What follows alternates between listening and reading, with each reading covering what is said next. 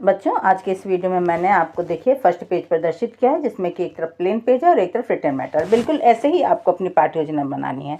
अब आपको ज्ञात है कि यदि आप CSCM यूनिवर्सिटी से बीएड कर रहे हैं तो बीएड फर्स्ट सेमेस्टर और थर्ड सेमेस्टर के थ्योरी एग्ज़ाम हो चुके हैं, और बीएड थर्ड सेमेस्टर में चूँकि प्रायोगिक परीक्षा होती है तो उसमें आपको फाइनल टीचिंग के समय जो 2 मेथड आपने लिए हैं जो कि स्कूल सब्जेक्ट से संबंधित होते हैं, उनसे संबंधित एक लेसन प्लान बनाना होता है।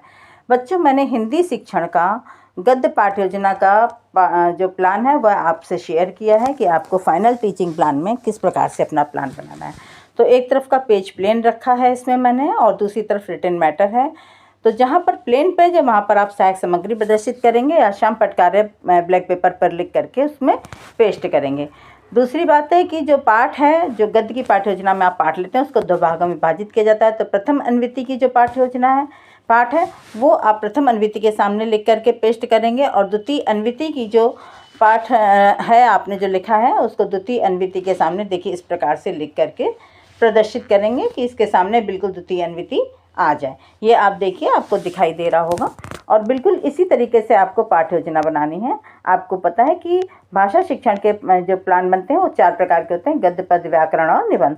तो बच्चों, पद्य की या व्याकरण की पाठ्य योजना भी बनाएंगे तो बिल्कुल इसी तरीके से एक तरफ का पेज प्लेन रहेगा, उधर आप सहायक सामग्री या श्याम पटकार प्रदर्शित करेंगे, और दूसरी तरफ के प्लान पर आप जो है मैटर लिखेंगे। तीसरी बात यह है कि जब आप हेडिंग डालते हैं, मान लीजिए प्रश्न लिखते हैं, विचार विश्लेषणात्मक प्रश्न लिखते हैं या शब्दार्थ कार्य दिखाते हैं, तो अगर आप दूसरे पेज पर दिखा रहे हैं तो वहाँ पर भी आप छात्राध्यापिका क्रियाएँ, विद्यार्थी क्रियाएँ, यह हेडिंग डालना ना भूलें। उन्हें ज़रूर से ज़रूर डालें और मेरे चैनल को लाइक और सब्सक्राइब अवश्य कर दें।